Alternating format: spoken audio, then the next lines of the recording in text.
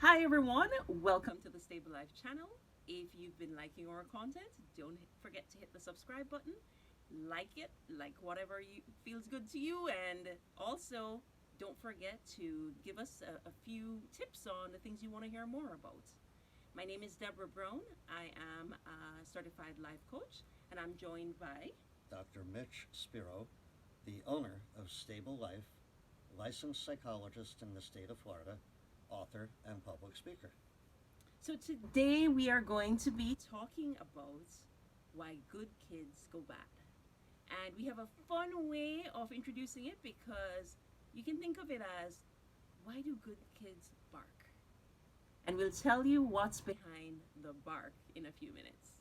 So let's jump into it, Dr. Spiro. Good, thanks. So, bark. Well, I've been known for training a turtle called Florida the Turtle who thinks he's a dog. A lot of the same principles that we use for training animals can also be used for training children. And they're actually easier than animals.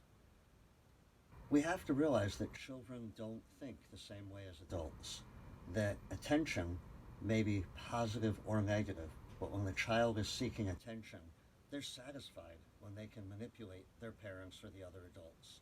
So part of the seminar is what to do when good kids act bad. When a kid barks, we look at it as an acronym. We'll go through this with each stage, but this comes from Dr. Alfred Adler. His theories on childhood and why they do what they do. So, Who do we consider a bad child? me. Some Other kids than you. never grow up.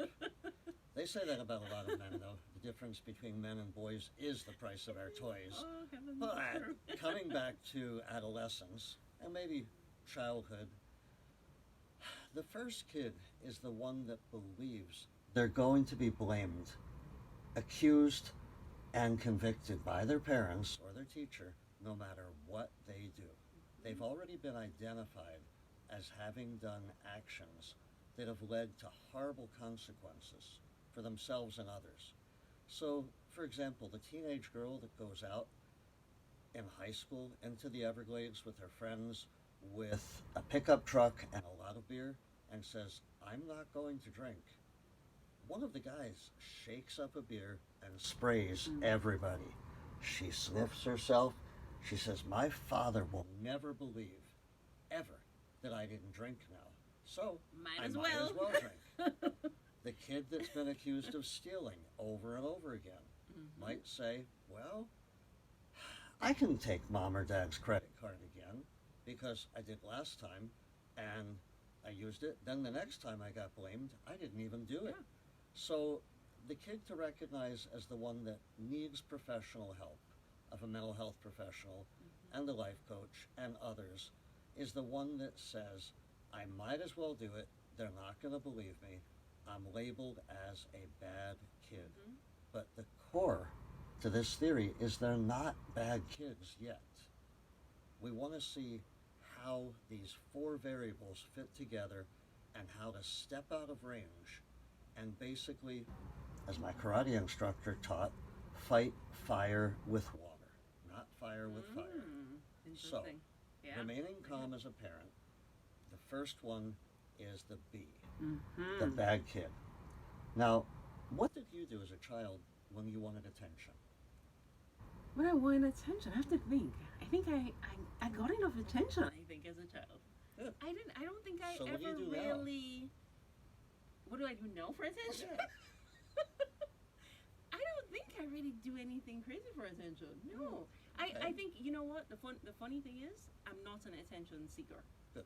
However, I always end up being in a position where I'm getting attention. Because you help people to take that optimal leap, which does require that they draw attention to themselves at times.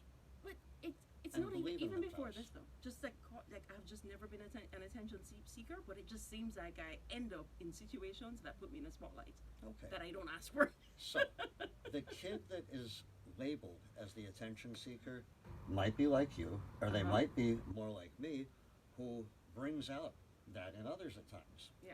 The attention seeker is not necessarily a bad kid, but what they'll do is any behavior that will get the attention of an adult Mm-hmm. that may result in positive energy or negative energy.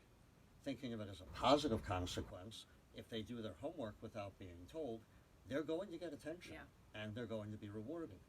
If they tear up their homework and hide it in the backpack, they might get the negative attention. Mhm. But either way, they're looking to be identified and to feel, also as Adler said, significant and secure. Definitely. So the first one is the B, the bad kid. The second one is the attention seeker. Mhm. Next one, a lot of us might not see it first, but afterward, it's hindsight is 2020. Mhm. That's the kid that looks for revenge. Mhm. They're angry at their parents. They're angry that they're not getting what they want. So they manipulate the parent. For example, mom or dad is going off to open house for school night. They're learning about their children through the teachers, and they have to be there on time. So they place their keys on the table, and the child then places his or her homework on top of their keys. Now the child says, "Didn't you say that you were going to check my homework before you left tonight?" And mom or dad are running around the house going, where are my Mhm. keys?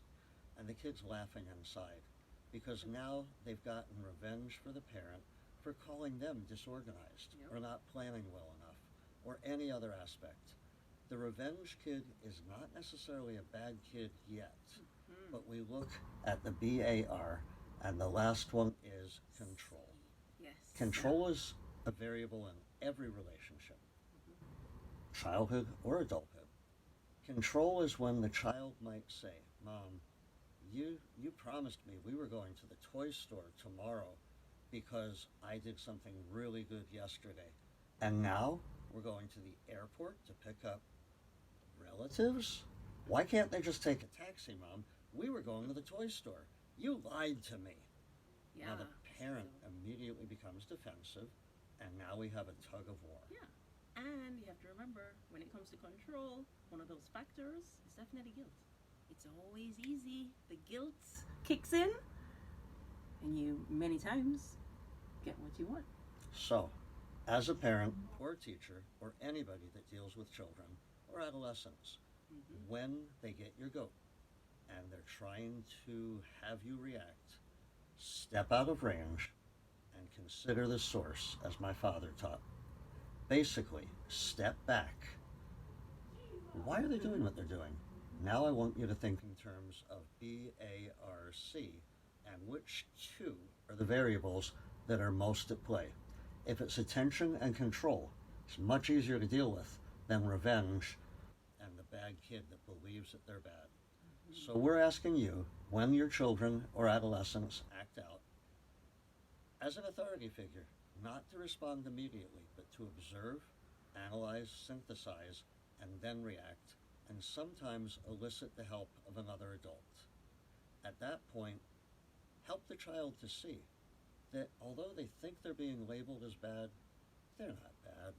Although they want revenge, if they talk about it, they won't need revenge. They need to learn a feelings vocabulary. If they're looking for control, look to the reasons why they're feeling a need to take control and recognize that negative attention is not the same as positive attention, and help your children and teens to learn from that.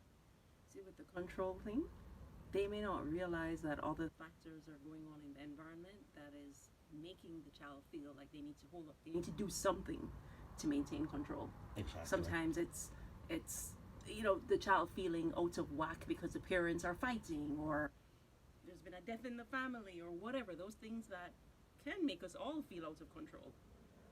Things that we just don't know how to deal with. And what do we do to get control? We tune Thanks. into our channel.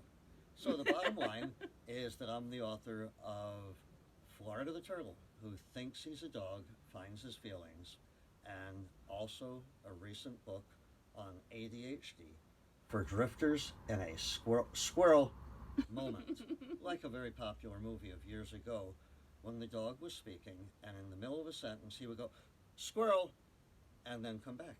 So, we're writing a series of books for children.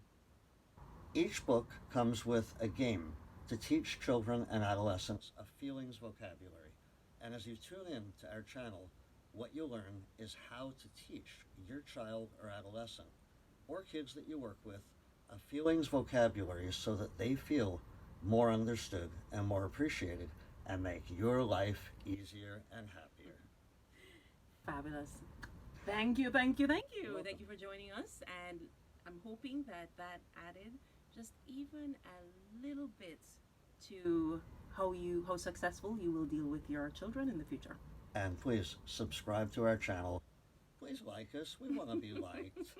And this is the first of the series entitled What to Do When a Good Kid Acts Bad. Signing out. Bye. Bye.